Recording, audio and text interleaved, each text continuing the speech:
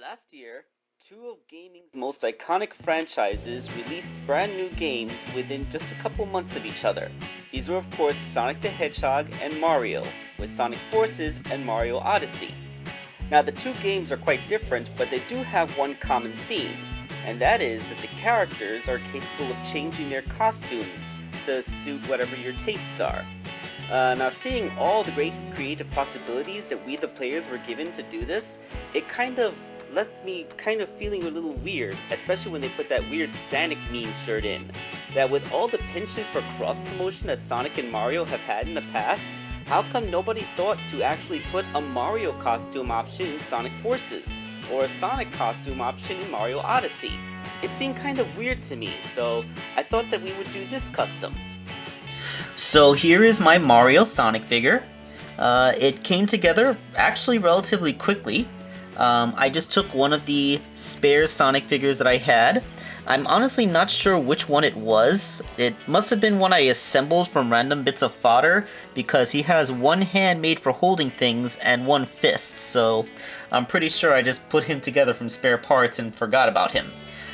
He did have really janky, loose, floppy elbows, but fortunately, since I had to paint them red to make them into Mario sleeves, the paint tightened the joints up, so now they work just fine. So yeah, it all worked out for everybody there. Now, because it's one of the Sonic figures, the spines come really far back, so you can make it stand, but he has to kind of be leaning forward, and you're like, Sonic, look at the camera. So fortunately, Jazwares did provide these stands, so you can make use of them, so your Sonic figure can stand just as well as anything. So basically, this is mostly just a quick little bit of repainting with just a bit of sculpting.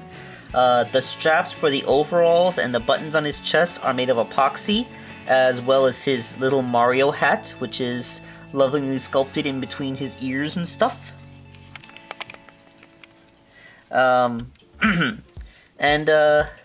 His lower body is painted entirely blue, covering up his little belly patch, and his upper body is painted blue with red, and then his arms are red. So, yeah, it's mostly just a repaint with the tiniest bit of sculpting. So it's kind of a relatively simple custom to make, but it still comes out pretty good.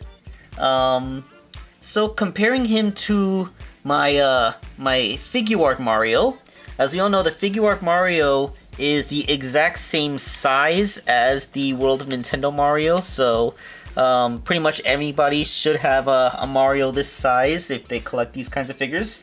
I like how these two guys match each other in terms of articulation and can pull off the same pose if they really wanted to, but the thing is that Sonic and Mario are always depicted as being about the same height whenever you put them in a video game together.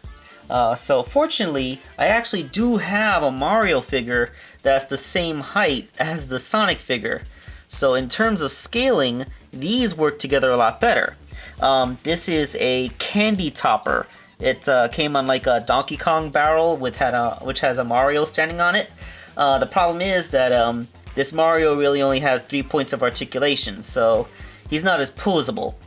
I guess someday we'll have a Sonic figure and a Mario figure that are the same size and have the same articulation, but sadly that is not yet the day. Another thing you can compare Mario Sonic to is Link's Sonic.